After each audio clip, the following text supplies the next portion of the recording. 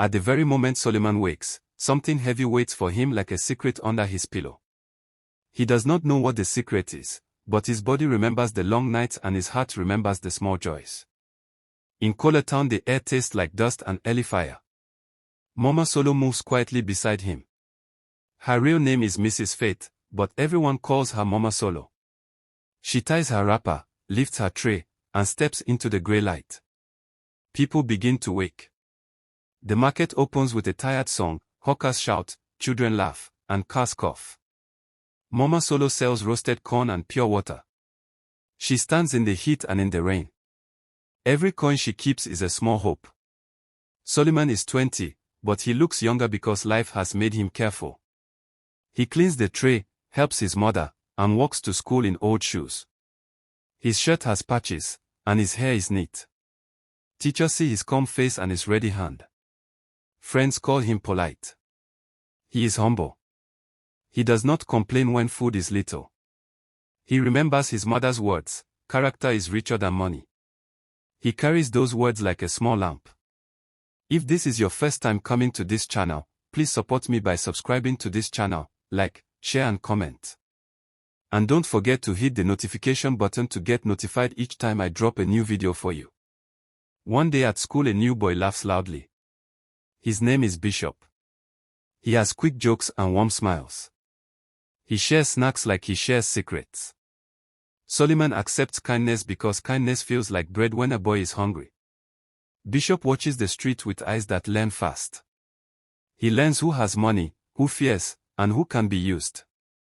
Solomon does not see that yet. He only sees a new friend. Mama Solo sees Bishop too. She watches his hands and the way he looks at Solomon. Her heart tightens like a fist. She tells Solomon to be careful with friends. Solomon listens and nods because he respects her. He believes good can grow in all people. He does not know that some people water kindness to hide their roots. That night, under a wick lamp, Mama Solo counts small coins and folds them into a thin cloth. She prays quietly, not for herself but for Solomon's future. She dreams he will stand in a cap and gown one day and that the street will remember them with gentleness. Far away, the city hums like a big animal. The animal opens its mouth slowly, hunger and danger are inside. For now, Solomon walks on, carrying his little lamp. Days pass and the lamp inside Solomon burns steady. Mama Solo walks further to sell more goods. Her feet hurt, and the sun burns her skin. She never shows pain because she thinks her son must stay strong. Solomon studies harder. He reads at night by a small lamp. Mosquitoes bite and rain leaks on the roof, but he keeps reading. Teachers praise him for his discipline. Neighbors say his manners are good. He helps younger children with homework and fixes a neighbor's radio when it breaks. The street thinks, this boy will rise. Bishop stays close. He tells stories of fast money, bright lights, and easy ways. He smiles and Solomon listens because everyone says yes when life is hard. One afternoon Bishop says, walk with me one night. I need a friend. Solomon hesitates. He thinks of his mother's warning, then thinks of loneliness. He decides to go because he trusts Bishop's smile. He wants to believe the world will be kind if he is kind. Mama Solo watches Solomon leave the house and feels a cold in her chest. She folds her hands and prays. She remembers the money she borrows to pay for Solomon's small school fees. She remembers the day she sold her one good wrapper to buy him a bag for college. She borrows again for a small part of his fees when he gets into college. The day he gets the letter of admission she dances with a tired joy, and the neighbors clap. Her hope is a small son in the room. Solomon goes to the city for college. He walks under tall buildings and bright lights. He works small jobs to pay for food. He calls Mama Solo every night on a borrowed phone. She tells him to study, to be humble, and to sleep early. He obeys because he loves her voice. But in the city, Bishop changes. He looks richer, and his eyes are sharper. The city moves faster and pushes at Solomon's steady lamp. He is careful, but life moves in ways a young heart does not always see. That night when Solomon follows Bishop, the city is not the same as the day. The moon sits thin between high buildings, and lamps throw long faces on the walls. Bishop walks with confidence and asks Solomon to keep silent. "Just be my friend," he says softly. Solomon steps into the dark beside him, thinking only of friendship and loyalty. The road feels strange, and a small knot grows in his stomach. He remembers Mama Solo's warning, but his heart says, he is my friend. The street turns. Voices rise. A rich man argues with someone. Then suddenly there is a shout and a scuffle. Hands move quickly. Something hits the ground. People run. Sirens scream. Bishop runs with his coat fluttering like a dark bird. Solomon stands frozen. He sees a man fall, money scatter, and a group of people shout. Before Solomon can move, firm hands grab him. "You are under arrest," someone says. Solomon stammers, "I did not do anything." He is pushed and shoved. Bishop is gone into the night. In the prison the air tastes like iron. Solomon sits on a low bench, his bare feet cold. He thinks about his mother. He says her name silently and feels tears burn his throat. He has never been cruel, and he cannot understand how the world decides his fate so quickly. In the police station, men with hard faces ask questions and show angry looks. Solomon answers simply. He tells the truth. He says Bishop ran away. They do not listen. Mama Solo hears the news like a loud clap. Her knees fail and she falls on the dirt. The neighbors look and whisper. Some point fingers. She holds her chest and moves to the city on borrowed money. She carries a small bag and a heart that will not break. When she sees Solomon in chains, she does not scream. She only sits beside his metal bed and touches his hand. "My son," she says softly, "you are not a thief." Solomon looks at her and the tears make small rivers on his face. He hears her voice and promises himself to survive. Mama Solo becomes a small storm. She goes to police stations, to small courts, and to lawyers' offices. Most days people look at her with pity, some with anger. Samuel, a quiet lawyer with tired eyes, listens to her story. He hears how Solomon works, how he studies, and how he never cheats. He believes her and says, "We will find the truth." Samuel and Mama Solo walk through the city of papers and small offices. They ask for witnesses and search for Bishop. They move slowly because that is how law moves and because some people hide. A witness is found, a man who saw Bishop near the scene on the same night. He is afraid. He knows Bishop can be dangerous. Mama Solo walks to him and kneels in the dust.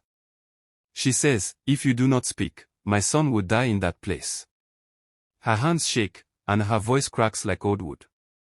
The man watches her and feels a strange warmth. He remembers his own mother. He agrees to speak. Bishop hears the news and moves faster. He sends threats and watches from a distance. He thinks fear can silence people. He does not know Mama Solo's stubborn heart. She spends nights awake, coughing, but she continues. She sells the last things she owns, the small radio, the frying pan, the necklace she wore at her wedding long ago. She gives the money to Samuel for small fees. Her body grows thin, but her spirit burns bright like a lamp in a storm. One rainy evening, as she walks with the witness to meet Samuel, a vehicle comes too fast and hits her from behind. People scream. Blood spreads and the road smells sharp. Samuel rushes to her. In the hospital, the machines beep and nurses move quickly. Mama Solo lies with half-closed eyes and tells Samuel everything she knows. She names Bishop, gives the place and the time, and explains how she found the witness. Her voice is thin but steady. "Please save my son," she says. Then she smiles like a tired mother finishing a long day. The machine goes quiet. She dies with a small piece on her face. When news reaches Solomon, he feels his heart rip. He cannot breathe and he falls into a silence that is louder than any shout. Samuel brings the witness to court. The witness speaks and tells the truth. Bishop is arrested. The judge listens to the facts and to the trembling evidence. The room is still. Solomon stands and hears the word he has been waiting for: he is free. The chains are taken off his hands and men clap, but his joy is empty because Mama Solo is not beside him. The government gives a compensation for the wrong done to him. Money arrives in the form of a settlement and lifetime insurance. Solomon keeps it safe. He feels guilt and relief at the same time. The money cannot bring his mother back, but it can stop the hunger that drove their lives. He returns to Kola town and buries Mama Solo. The whole street comes.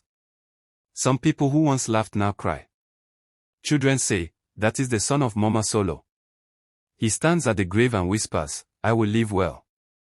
I will not let your death be wasted." Years pass like soft waves. Solomon's path to marriage begins after he wins his freedom and finishes college. The settlement and insurance he gets create a small safety for him. He uses the money wisely. He pays for his final school fees, rents a modest room, and starts small, honest work that keeps him busy and respected in the community. In the community where he helps, there is a small program that teaches skills to young women and men. Hope attends this program. Hope is patient, kind, and gentle. She listens when Solomon speaks at the program about choosing good friends and keeping a steady heart. Hope respects him because she sees his care and the way he lives. They speak often about simple things, food, neighbors, stories of Mama Solo. Their friendship grows slowly because Solomon is careful with his heart. He is afraid of losing love again, so he moves gently. Hope and Solomon spend time together. They pray, share small meals, and help the same children. Their bond is built from shared work and shared respect. There is no rush. Solomon watches how Hope cares for home, how she smiles at children and how she stays steady in hard times. Hope sees Solomon's grief but also his courage. She does not ask him to forget. She offers calm and partnership instead. After a long season of friendship and healing, Solomon and Hope decide to marry. They choose a small ceremony in Kola town. The wedding is simple, neighbors bring food, one small band plays, and they promise to walk life together. Solomon promises to protect Hope and to love gently. Hope promises to stand with him always. The people who once mocked Mama Solo come and stand quietly, some with shame, some with respect. The marriage brings a slow peace to Solomon's heart. Not long after, Hope becomes pregnant. Solomon is careful and full of worry because he remembers loss. He goes to the clinic with Hope, holds her hand, and prays each night for the baby's safety. Hope keeps calm and practical. She follows doctor's advice and rests when she must. On the day the child is born, Solomon waits outside the small room and prays. When he hears the baby cry, his whole body changes. He meets his little daughter and names her Faith, after his mother. The first child brings both grief and healing, and Solomon finds his purpose in raising Faith with the same care his mother gave him. With everything being said, be honest in truth, humble in spirit, and kind in action. That is real greatness. If you haven't subscribed to this channel, please subscribe, like, share, and comment on this video. Also hit the notification button to get notified each time I drop an interesting story for you. Thank you for watching.